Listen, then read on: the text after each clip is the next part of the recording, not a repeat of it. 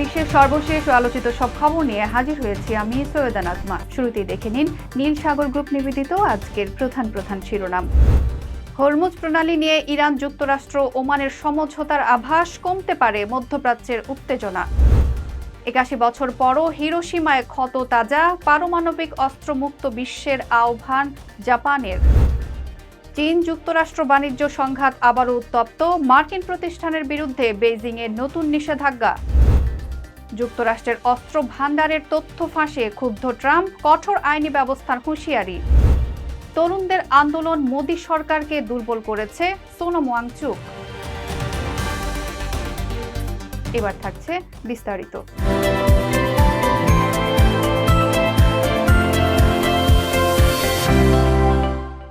মধ্যপ্রাচ্যে উত্তেজনা কমানোর নতুন সম্ভাবনা তৈরি হয়েছে।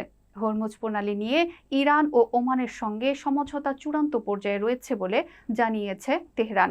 একই সঙ্গে মার্কিন প্রেসিডেন্ট ডোনাল্ড ট্রাম্পও কয়েকদিনের মধ্যে বড় ঘোষণার ইঙ্গিত দিয়েছেন। সমঝোতা হলে বিশ্বের অন্যতম গুরুত্বপূর্ণ এই নৌপথে জাহাজ চলাচল স্বাভাবিক হতে পারে এবং বৈশ্বিক জ্বালানি বাজারে চাপ কমবে। তবে হরমুজে ইরানের ভূমিকা ও নিয়ন্ত্রণ নিয়ে এখনও মতপার্থক্য রয়েছে। পারমাণবিক হামলার ৮১ বছর পরও হিরোশিমার বেদনা ভুলতে পারেনি জাপান। ১৯৪৫ সালের ৬ আগস্ট যুক্তরাষ্ট্রের ফেলা পারমাণবিক বোমায় ধ্বংস হয়ে যায় শহরটি। বার্ষিক স্মরণসভায় হিরোশিমার মেয়র কাজুমি মাতসুই পারমাণবিক অস্ত্রমুক্ত বিশ্বের আহ্বান জানিয়েছেন। তিনি বলেন, যুদ্ধ ও উত্তেজনার এই সময়ে শক্তি প্রদর্শনের বদলে সংলাপ ও সহযোগিতার পথ বেছে নিতে হবে। জাপানও জানিয়েছে, পারমাণবিক হামলার ভয়াবহতা অনুভব করা দেশ হিসেবে অস্ত্রমুক্ত বিশ্ব গড়ার দায়িত্ব তাদের রয়েছে। চীন ও যুক্তরাষ্ট্রের বাণিজ্য সংঘাত আবারও নতুন করে উত্তপ্ত হয়ে উঠেছে। মার্কিন নিষেধাজ্ঞার জবাবে ৭টি মার্কিন প্রতিষ্ঠানের সঙ্গে ব্যবসা নিষিদ্ধ করেছে বেইজিং। পাশাপাশি ড্রোন ও গুরুত্বপূর্ণ প্রযুক্তি রপ্তানিতে বাড়ানো হয়েছে কড়াকড়ি। চীনের অভিযোগ, এসব প্রতিষ্ঠান চীনা প্রযুক্তি কোম্পানির বিরুদ্ধে ওয়াশিংটনের নিষেধাজ্ঞা কার্যকরে ভূমিকা রেখেছে।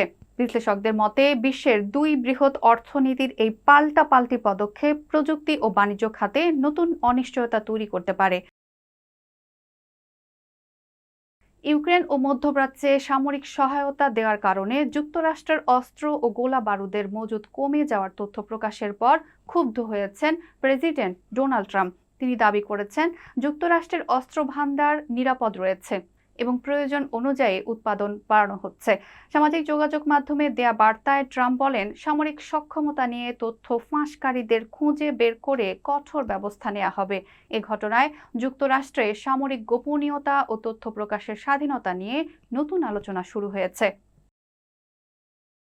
তরুণদের আন্দোলন ভারতের রাজনীতিতে প্রধানমন্ত্রী নরেন্দ্র মোদীকে দুর্বল করেছে বলে মন্তব্য করেছেন পরিবেশ আন্দোলন কর্মী সোনম ওয়াংচুক। প্রশ্নপত্র ফাঁস ও শিক্ষা ব্যবস্থার অনিয়মের প্রতিবাদে হওয়া আন্দোলনে সমর্থন জানিয়ে তিনি টানা ২৬ দিন অনশন করেছিলেন।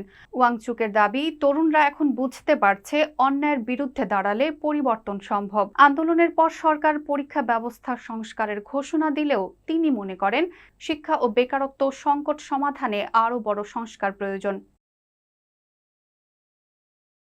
প্রিয় দর্শক, এ পর্যন্তই। আবার দেখা হবে আন্তর্জাতিক অঙ্গনের নতুন কোনো আপডেট নিয়ে। এতক্ষণ সঙ্গে থাকার জন্য ধন্যবাদ সবাইকে।